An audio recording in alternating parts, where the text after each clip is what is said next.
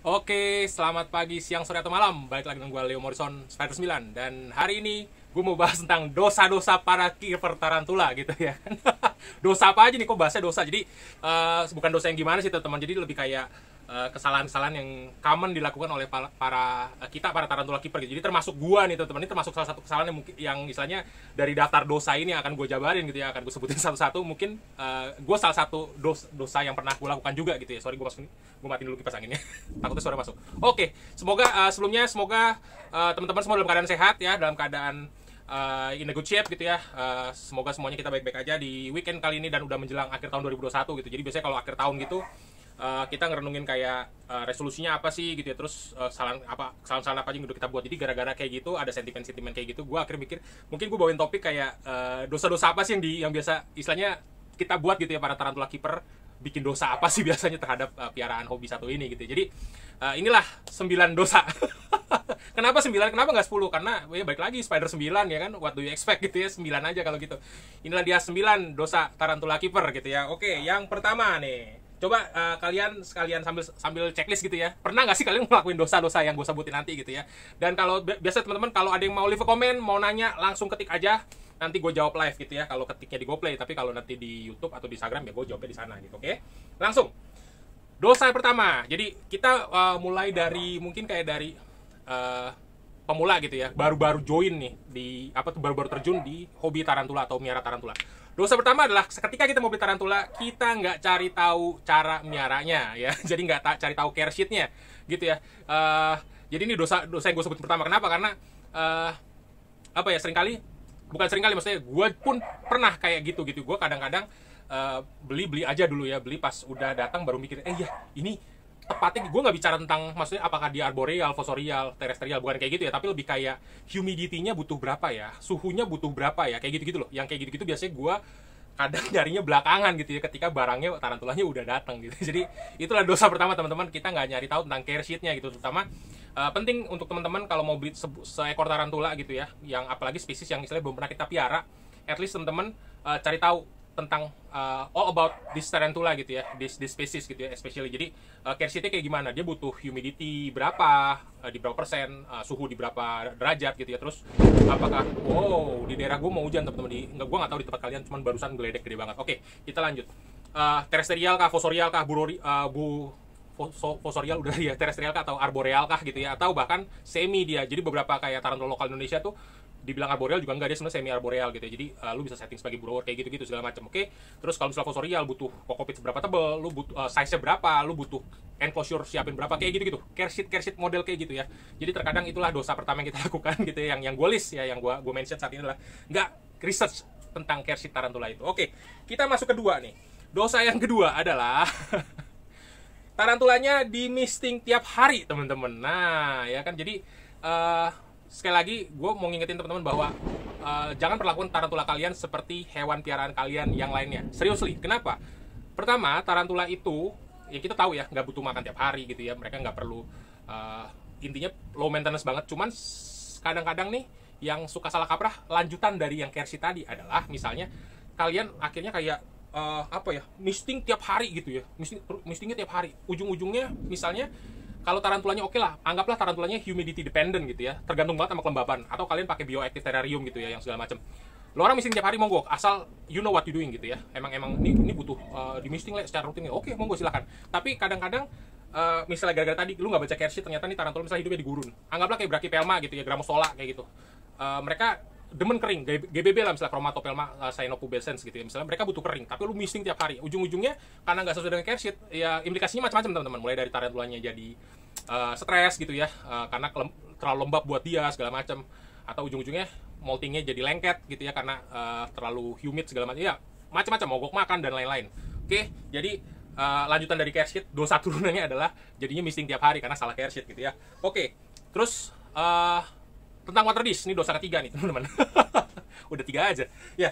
Jadi kalau water dish itu seringkali kita kayak gue sempet baca awal-awal gue miara tarantula back in 2008 ya, 2018 itu gue baca beberapa care sheet gitu ya, beberapa petunjuk gitu dari video-video YouTube dan memang video itu udah cukup lama gitu ya, bahwa dikasih spong sponge gitu ya, spong itu di water dish gitu ya. Dan ternyata itu makin kesini makin gak dianjurkan. Kenapa? Karena kalau lu taruh sponge di water dish itu akan justru jadi tempat berkembangnya bakteri, teman-teman. Gitu ya. Jadi tiap kali event gue kayak gini, gue selalu bilang bahwa hobi tarantula masih tergolong baru, teman-teman. Mungkin nggak sebanyak common pet lainnya atau domesticated pet lainnya gitu ya, kayak anjing, kucing, ikan segala macem. Nggak, tarantula ini bener-bener masih sampai sekarang aja masih banyak spesies yang terus ditemukan gitu ya oleh arachnologis gitu. Jadi otomatis karena kayak gitu, model care sheet pun akan seiring waktu akan diupdate secara terus menerus gitu, teman-teman. Jadi yang perlu ditinggalkan adalah soal taruh sponge di water dish gitu ya. Nah, kaitannya dengan itu, jadi water dish itu wajib atau enggak, atau water dish seperti apa? Nah, kadang-kadang nih teman-teman, water dish itu kalau buat gua itu yang penting berat. Ya, yang penting berat. Lu nggak perlu khawatir tarantula lu kalau terlalu dalam, lu nggak perlu khawatir tarantula akan tenggelam, ya, enggak.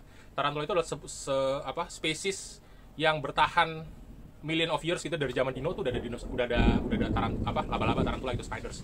Jadi mulai hujan. Jadi mereka tuh punya tendensi kayak gini, teman-teman. Kenapa gue bilang water dish harus berat?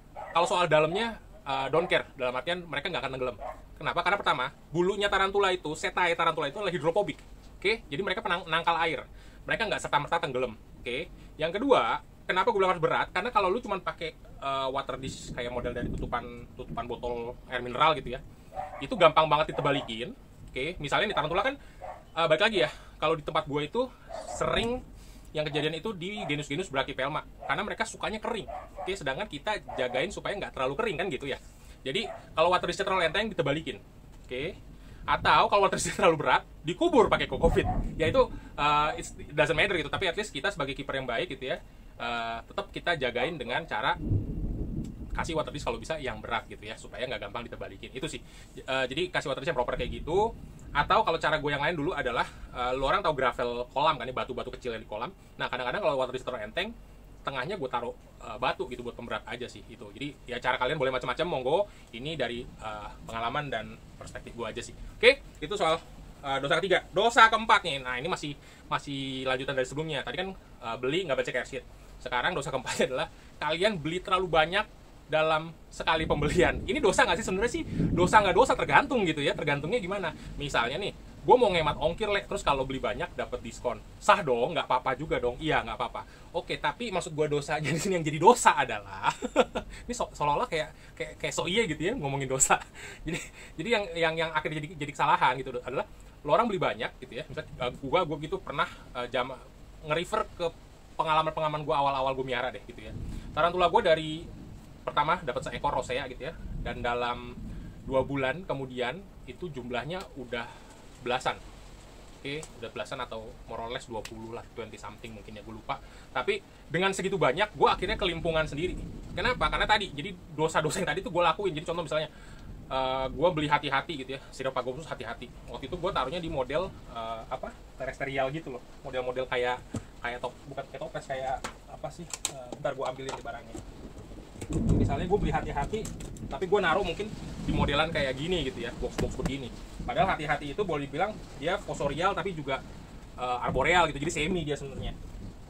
Misalnya kayak gitu, atau karena saking banyaknya gue jadi kayak kelimpungan sendiri gitu ya, dan karena belum terbiasa dengan ritme cara maintenance tarantula gitu segala macam, akhirnya gue ya itu tadi gue bilang kayak kelimpungan sendiri gitu ya. Jadi itulah yang bikin dosanya nanti gitu ya. Oke, terus dosa berikutnya nomor 5 ya kan, dari 9 dosa. Nomor 5 adalah kita pakai pemanas buatan gitu ya. Pemanas buatan ini jadi gue mungkin merefer kayak teman-teman gue yang biasa piara reptil, snakes gitu ya, ular segala macam, mereka terbiasa dengan lampu-lampu UVA, UVB gitu ya, kayak tortoise segala macam. Sedangkan tarantula nggak butuh semua itu, men. Jadi kalau nanya general rule of thumb-nya gimana? Gampangnya adalah ini. Kaos. Selama kalian nyaman pakai kaos oblong di kamar kalian gitu ya, nggak kedinginan, nggak kegerahan kepanasan. Nah, most of the time dan hampir berlaku di semua tarantula, ada tarantula kalian akan baik-baik aja gitu ya, nggak perlu pemanas buatan. Ini kayak lampu gini nih, lampu yang gue pakai ini sebenarnya cuma gue nyalain kalau lagi mau feeding, mau kasih air, sama urusan streaming kayak gini teman-teman gitu, urusan videografi. Sedangkan kalau hari-hari gitu ya, ini mati kondisinya gitu. Jadi gue nggak selalu nyalain lampu kayak gini, karena basically ini lampu-lampu kayak gini sebenarnya memproduksi panas, walaupun nggak yang sepanas lampu UVA yang memang khusus untuk manasin ya, nggak sampai segitunya, tapi at least ini memproduksi panas. Kadang-kadang kalau ini terlalu gue bikin misalnya kayak di enclosure grower gitu ya, gue senter lampu itu nanti ada kayak embun di atas tutup enclosure-nya gitu, karena memang ya itu mereka menguapkan air secara perlahan gitu ya, karena pasti energi gitu pasti menghasilkan panas, walaupun mungkin buat kita nggak masalah, tapi ya gue sih ngeliatin tarantula gue gitu ya, saat sirkulasinya kurang segala macem dia akan ada embun karena lampu-lampu ini gitu. Jadi biasanya kalau udah nggak live nggak apa ya ini gue matiin. Oke, nah itu tadi tentang pemanas buatan. Oke, dosa keenamnya teman-teman adalah kalian taruh tarantula kalian di tempat yang terkena matahari langsung atau direct sunlight gitu ya. Nah jadi balik lagi, kalau lu naruh tarantula lu gitu ya di, katakanlah di tempat yang kena matahari langsung, misalnya apa, balkon misalnya gitu ya. Oke, itu secara nggak langsung akan lebih cepat memuaikan air gitu ya, bukan memuaikan, sorry, muai mah benda padat ya, menguapkan air sehingga lebih cepat kering. Gue pernah baca gitu ya di grup Tartul Indo gitu, grup WhatsApp grup Tarantula Indonesia, itu ada yang sampai OBT men, mati karena kekeringan, karena dehidrasi. Dan ini hujannya gede. Sorry kalau keganggu suara hujannya, ini hujannya lebat banget men. Nah, kita lanjut. Jadi seperti yang kita tahu, OBT itu adalah salah satu spesies tarantula yang boleh dikatakan bandel gitu teman-teman ya. Bandel artinya nggak gampang mati gitu ya. Dia kayak survive rate-nya tuh tinggi banget gitu. Jadi lu setting basah masih lembab gitu ya, hayo. Lu setting fosorial jadi, lu setting arboreal mau gitu, manjat-manjat, lu setting terestrial aman gitu ya. Bahkan lu kasih kering pun, istilahnya seratnya agak kering gitu, itu juga no problem sama mereka, selama mereka tetap ada istilahnya water disk gitu ya. Kenapa? Karena itu akses mereka, misalnya mereka mau minum atau butuh kelembapan tambahan kan gitu ya. Intinya ini spesies bandel. Tapi baik lagi, ditaruh di luar ruangan, oke, kena matahari langsung, itu ternyata teman-teman ditemukan matinya ya dehidrasi gitu ya. Jadi biar gimana pun makhluk hidup butuh air ya dong, setuju ya, semua kategori yang dinamakan makhluk hidup itu butuh air gitu ya, bertumbuh butuh air kayak gitu kan, butuh makan guys. Jadi karena kayak gitu teman-teman, waduh bocor. Wait, bentar, ini harus butuh pengamanan. Astaga, kok bisa bocor kemarin apa? Ini bencana nih teman-teman. Ternyata bocor. Oke, mesti panggil tukang. Ya, lanjut. Gara-gara kepotong. Monggo yang mau tanya-tanya silahkan langsung ya, boleh ketik segala macam. Nah, balik lagi soal tadi OBT gitu ya. Jadi ternyata karena kejemur langsung itu mereka nggak bisa cari sumber air terdekat gitu kan, baik lagi orang di kandangin kan gitu ya, sehingga ya ujung-ujungnya ditemukan mati dari dehidrasi oleh kipernya gitu. Jadi itulah kenapa gue bilang salah satu yang masuk list dosa gue yang kali ini adalah taruhnya di ruangan atau tempat yang terkena matahari langsung. Oke, kita lanjut. Nah, sekarang yang ketujuh tentang enclosure. Nah, ini juga sama ya teman-teman. Jadi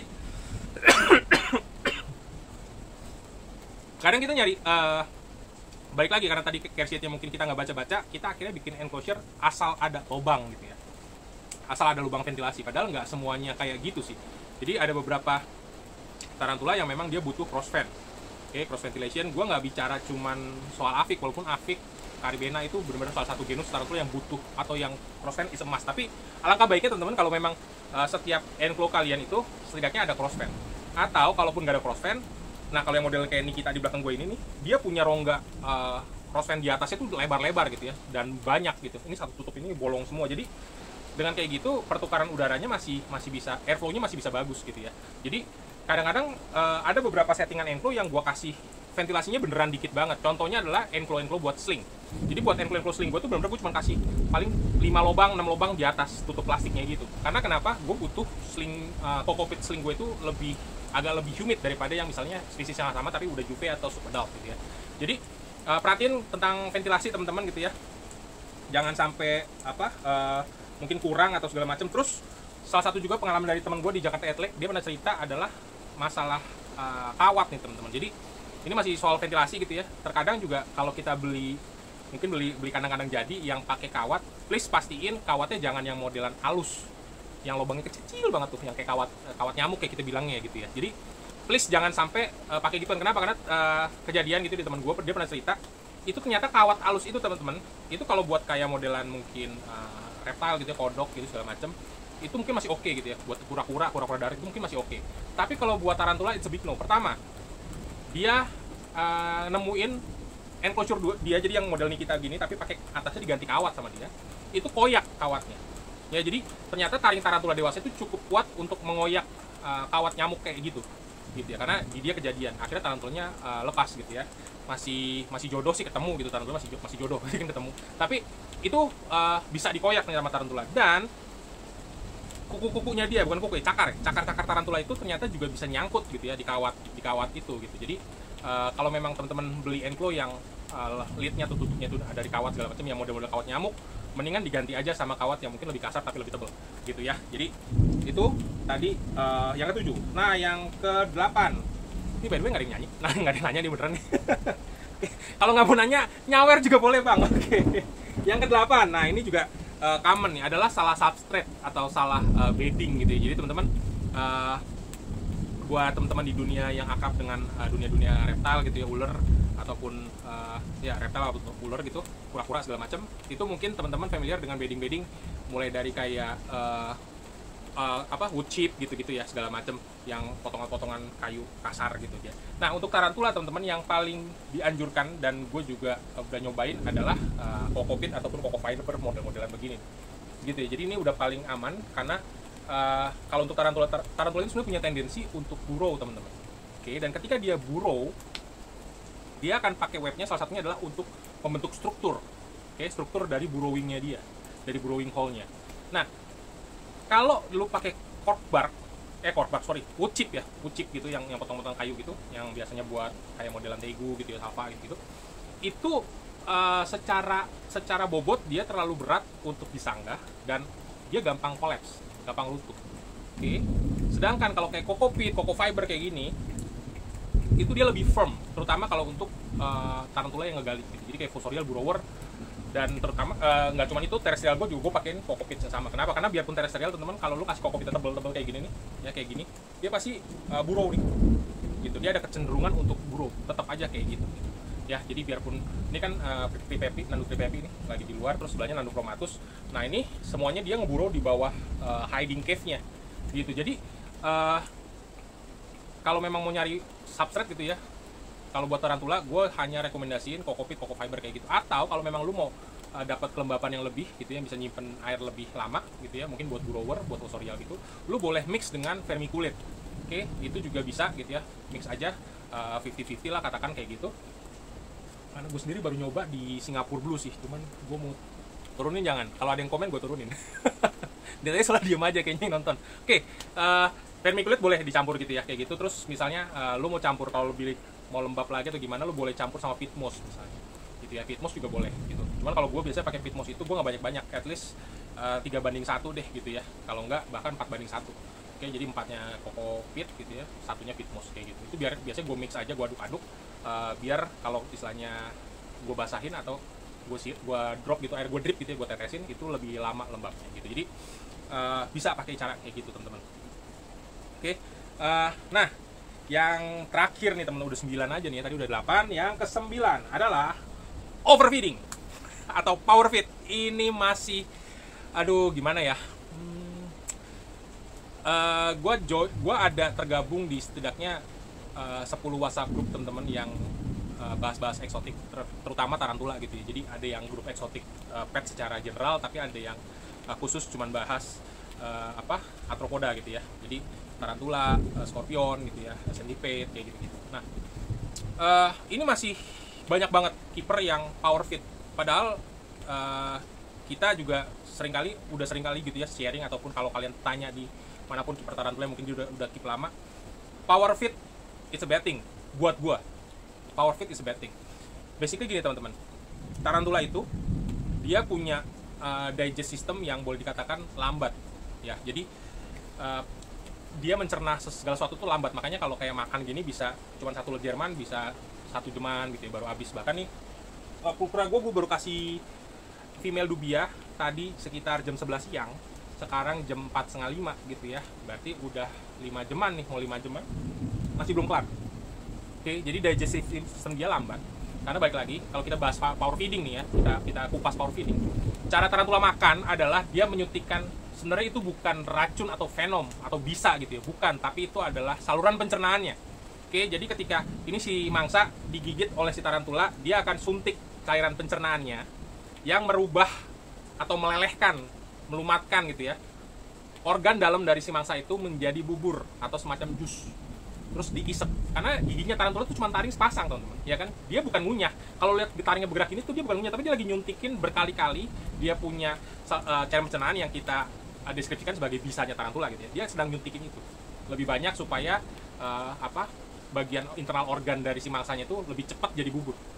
Oke, makanya kalau ngelihat bekas-bekasannya makan tarantula yang dubia, misalnya coklat dubia kan ada cangkang tuh, itu pasti jadi kayak bola gitu ya, jadi kayak bola dipilin-pilin gitu, kayak gitu teman-teman. Jadi apa hubungannya sama power feeding? Nah gini teman-teman, gue pernah bahas ketika gue bahas ini tentang power feeding ini ketika gue lagi angkat tema molting.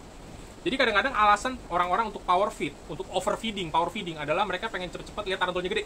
Iya dong, apalagi gitu kan, gue mau cepet-cepet gede ini, jadi gue power feed. Oke, tarantula ini sebenarnya hewan oportunis, boleh gue katakan gitu. Kenapa? Karena setiap ada makanan, selama dia masih bisa makan, akan dia makan, akan dihajar sama dia. Tapi ingat teman-teman, power feed itu bakal bikin tarantula lo obes. Obesitas itu nanti baru jadi masalah ketika dia mau molting.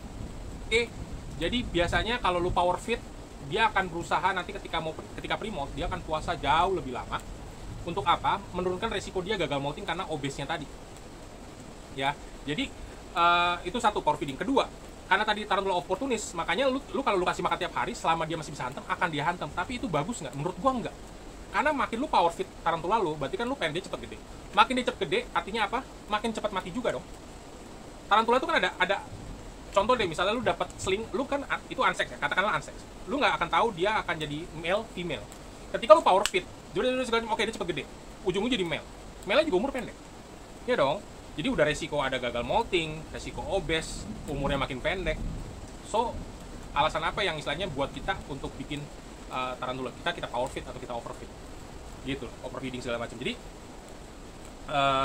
buat gua ini 9 kesalahan pertama gitu ya. Nanti gue masih ada part 2 rencananya, nanti beberapa minggu lagi gue akan bawain juga teman-teman untuk dosa-dosa keeper tarantula part 2 gitu ya. Gue akan bawain juga karena ini sebenarnya masih ada bahan, kita belum bahas apa ya, kayak misalnya nih dosa-dosa lainnya, misalnya kayak lu beli tarantula nggak ada unboxing gitu ya, atau misalnya lu lupa misting dan kasih makan pas macam-macam, kasih makan pas remote gitu segala macam, atau ganggu pas molting. Itu adalah list nanti gue masukin di part 2. Oke, tapi untuk hari ini itulah gue selesai menjabarkan 9 dosa kiper part 1 gitu ya, untuk 9 dosa kiper tarantula. Oke, nah teman-teman kalau ada yang mau nanya, monggo silahkan ketik gitu ya sebelum gue akhirin sesi ini. Oke, dan buat teman-teman gue juga mau menyampaikan terima kasih atas dukungan dan support kalian, karena tayangan ini atau Spider 9 tentang tarantula ini kepilih sebagai editor choice of the month gitu ya. Di bulan Desember ini gue terpilih jadi salah satu untuk editor choice. So terima kasih teman-teman yang udah dukung support acara gue ini gitu ya. Kalau memang ada kritik, saran segala macam, monggo ayo. Ataupun teman-teman misalnya gue ada ide nih, Le, coba dong lu angkat tentang tema ini misalnya pada tarantula, monggo kalian bisa DM gue di Instagram ataupun reach gue di YouTube gitu ya. Di YouTube gue di Leo Morrison, sambung semua Leo Morrison, ataupun Instagram Spider 9. Lupa sendiri gue. Spider 9 ya, Sierra Papa Yankee Delta 3 Romeo 9. Oke, kalian bisa reach out di situ, bisa DM segala macam. Mau nanya tentang episode selanjutnya juga gue rekam ini semua dan gue upload juga ke YouTube gitu. Jadi bisa cari di YouTube gue @Leo Morrison kalau buat teman-teman yang mungkin ngomong gue kecepatan atau kalian lagi mesti ngapain jadi ketinggalan yang kita bahas gitu ya. Jadi monggo bisa tengok ke sana. Oke. Berani nggak ada lagi yang nanya? Ayo dong nanya dong. Sawer kek, apa kek? By the way, di tempat kalian hujan kah? Di sini lumayan lebat dan gue masih terbagong-bagong ini. Mendadak ada bocoran seperti ini. Aduh, ayo wae.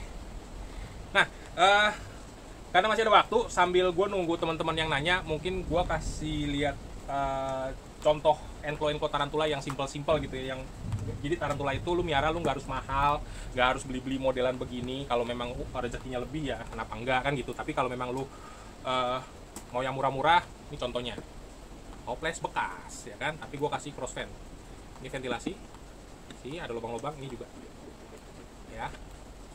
Jadi dia gue bikin cross fan karena ini dia fosorial, gue bikinin tebel dan dia ngegali sampai di, I don't know apakah kamera bisa nangkap, tapi ini adalah ini sebenarnya ini hollow di sini nih, jadi galian dia sampai daerah-daerah sini gitu, jadi dia masuk. Ini adalah spesiesnya darlingi, Ceratogyrus darlingi. Oke, atasnya gua kasih.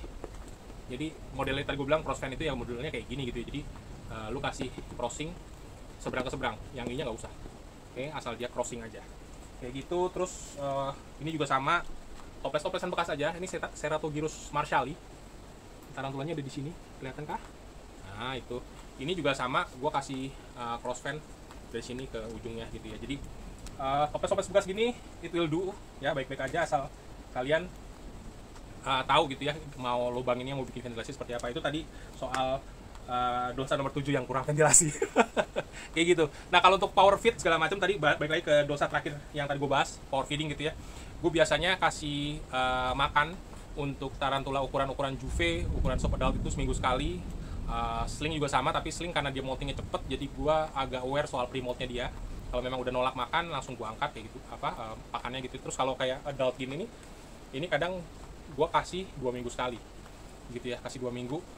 Kenapa? Karena biasanya kalau lu orang punya adult female itu mereka cenderung makannya tuh moody teman-teman, nggak selalu dia mau makan gitu ya, kecuali memang dia habis molting. Ini kayak Lasiodora parahibana gue adult female, moltingnya udah 2 minggu lalu, tapi baru tadi pagi gue tes makan pun belum mau gitu ya. Jadi modelan kayak gitu nggak usah dipaksa, kuncinya adalah sabar gitu ya. Jadi tarantula itu